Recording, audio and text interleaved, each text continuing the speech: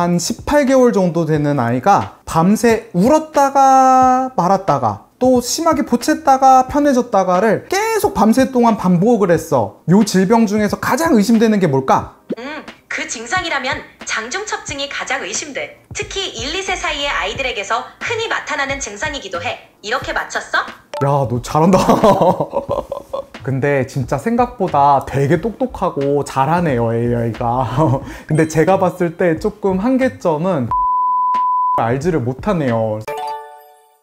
안녕하세요. 표쌤의 친절한 진료실의 표신규 원장입니다. 제가 사실 이세돌 바둑기사님을 정말 좋아하고 존경하거든요. 그래서 저도 한번 따라해보고 싶었어요. 요새는 AI가 못하는 게 없다는데 과연 아이 진료도 가능할까요? 오늘은 소아청소년과 전문의인 제가 챗GPT랑 진짜로 한판 붙어보겠습니다. 가장 먼저 두 가지 주제로 챗GPT랑 대결을 할 건데, 환자 진단 퀴즈로 제가 내는 문제를 GPT가 맞추는지, GPT가 내는 문제를 제가 맞출 수 있는지를 해보고, 그 다음에는 부모님들이 해주신 질문들에 대해서 저와 챗GPT의 답이 어떤 게 더 나은지, 뭐 예방접종이나 육아상식 퀴즈에 대해서도 한번 진행해 보려고 해요. 자, 시작을 해볼게요. 안녕, 또 봐서 반가워. 오늘은 어떤 이야기 나눠볼까?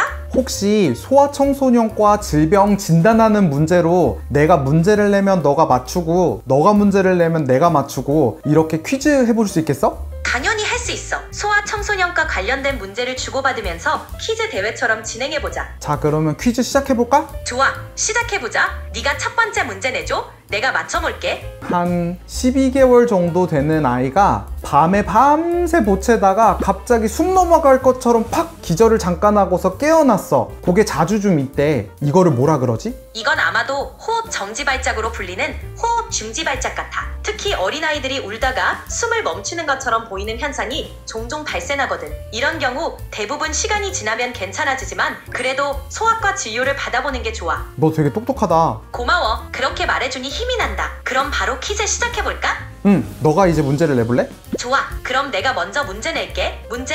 아이들이 보통 2세 이전에 자주 걸리는 호흡구 질환으로 기관지가 좁아져서 쓱쓱거리는 호흡 소리와 기침을 유발하는 이 질환은 무엇일까? 모세기관지염. 정답. 맞췄어. 바로 모세기관지염이야.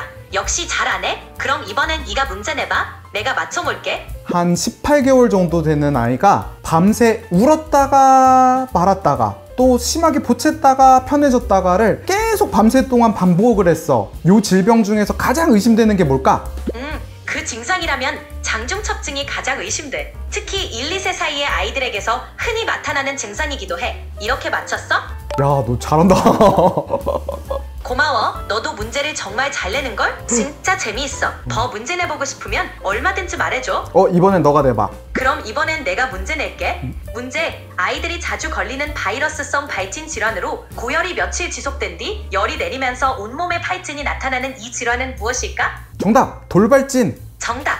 딩동댕, 돌발진 맞아. 역시 잘 알고 있네. 계속 퀴즈하니까 점점 더 재미있어지는걸? 진짜 까다로운 문제여도 도전해볼게. 준비되면 말해줘. 아이가 눕히면은 자꾸 울고, 눕히면은 울고, 요거를 반복하고 목소리가 자꾸 쉰대. 그리고 자꾸 이렇게 수유할 때마다 이상한 끽끽거리는 소리가 난대. 뭘 먼저 의심해봐야 될까? 그 증상들을 보면 후두염이나 크로프, 급성 후두기관염이 의심돼. 특히 누웠을 때 더 심해지고 목소리가 쉬거나 기도에서 나는 특이한 소리가 들리는 게 특징이거든. 이런 경우라면 빨리 진료를 받아보는 게 좋아.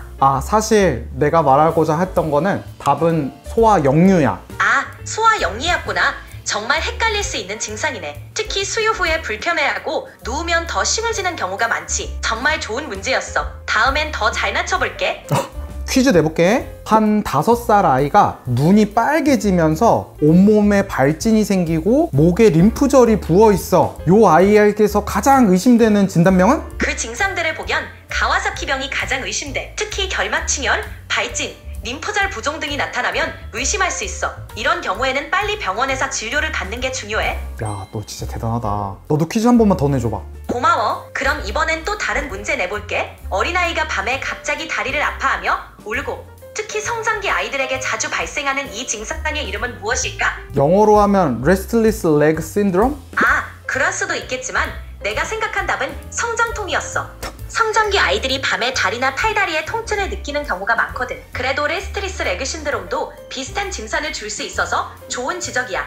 대단한데? 둘 다 가능할 것 같아. 정말 너 똑똑하다. 고맙다. 더 해보고 싶은 문제나 궁금한 게 있으면 언제든 말해줘. 유전 질병 중에서 아이의 살이 이상하게 쭉쭉 늘어나는 유전 질병이 뭔 줄 알아?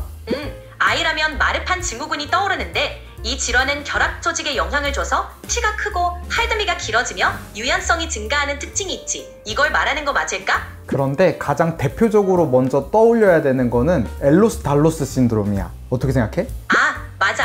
엘러스 단노스 증후군도 결합 조직에 영향을 줘서 피부가 비정상적으로 늘어나고 관절이 과하게 유연해지는 특징이 있지. 그걸 먼저 떠올려야 하는 게 맞네. 2번으로 생각해야 될 게 말판이기는 해요. 진짜 잘하네요.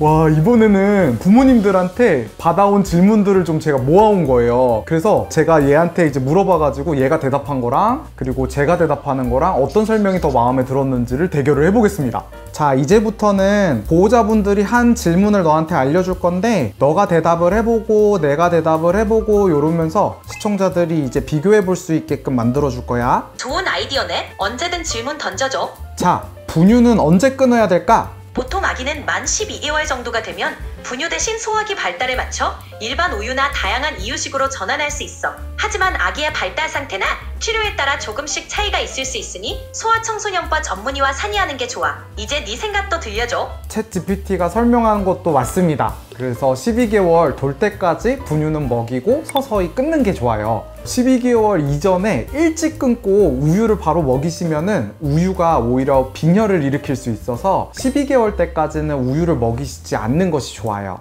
참고로 모유의 경우는 24개월 때까지 이유식을 먹이면서도 간식 개념으로 그냥 수유를 하셔도 되지만 분유의 경우는 한 12에서 15개월 사이에는 적어도 끊는 것이 좋습니다. 자, 그러면 두 번째 질문 한번 해볼까요? 질문 알려줄게. 예방접종을 하고 아이가 팔이 땡땡 부었대. 어떻게 해야 될까? 예방접종 후에 접종 부위가 부어오르면 우선 차가운 물수건으로 살짝 냉찜질을 해주고 붓기가 심하거나 아이가 많이 불편해하면 소아청소년과에 상담하는 게 좋아. 대부분은 시간이 지나면서 자연스럽게 가라앉으니 너무 걱정하지 않아도 돼. 이제 네 답변도 들어보자. 이번엔 제가 대답해 드릴게요. 이렇게 예방접종 한 다음에 팔이 붓는 거는 상대적으로 진짜 흔한 국소 부작용이에요. 별다른 조치 없이 경과 관찰만 하셔도 되고 조금 심하게 부었다 싶으면 여기 말한 냉찜질이 도움이 됩니다.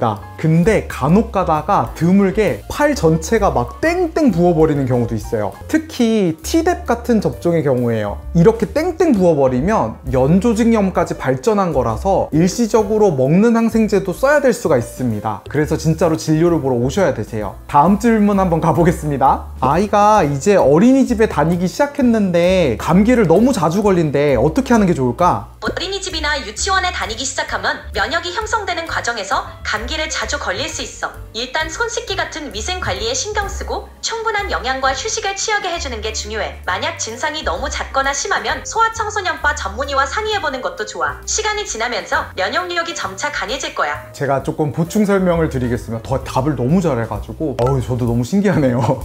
근데 애가 이제 처음 어린이집에 가면 다른 아이들을 많이 만나서 수많은 바이러스로부터 노출이 돼서 감기에 자주 걸리는 거예요. 이게 되게 속상하지만 아이에게 어떤 뭐 영양제나 뭐 다른 거를 막 먹여서 무적 면역을 만들어서 어린이집을 다녀도 감기를 안 걸리게 할 방법은 없습니다. 아이의 면역 기능이 좋아지는 한 만 3세 이후에 어린이집을 보내시거나 혹시 그 전에 보내야 된다고 하면 어린이집을 다녀오고 나면 어린이 놀이시설, 뭐 학원 같은 것 등은 최소화해서 다니시는 거가 좋아요. 그리고 요 GPT가 말한 것처럼 손 씻기나 개인위생도 아이에게 일찍 가르쳐 주시는 게 큰 도움이 됩니다. 감기약은 이렇게 어린이집 다니는 아이들일수록 증상이 심하지 않다고 하면 조금 천천히 시작을 하시고 항생제도 최대한 필요할 때만 쓰려고 노력하시는 게 좋으세요. 퀴즈 하나만 더 내도 될까? 물론이지. 언제든 환영이야.